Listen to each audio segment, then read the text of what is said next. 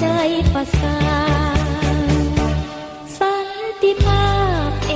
กราชนั้นมีอยู่ใสประชาธิปไตยแม่นไทยเคยเล่ากันมาเป็นกลางนั้นเล่ายิ่งไกลเกินสุดสายตาเอกภาพและวัฒนาอย่าบ้าฝันใหญ่เกินจริง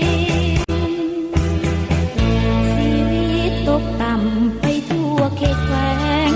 ป่านนั้นยังอวดกำแพงว่าจะแปลงเมืองลาวให้หุ่นที่แท้ก็คือ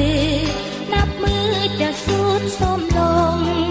บ่ได้ดังใจประสงค์เราเอาก็คงโศกตรมใจตาย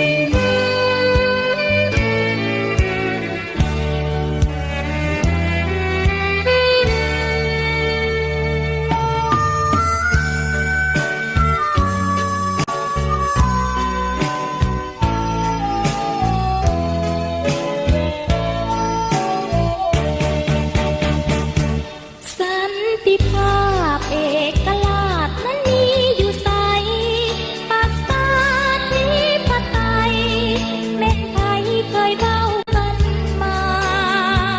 เป็นกลางนั้นเล่ายิ่งไกลเกินสุดสายตา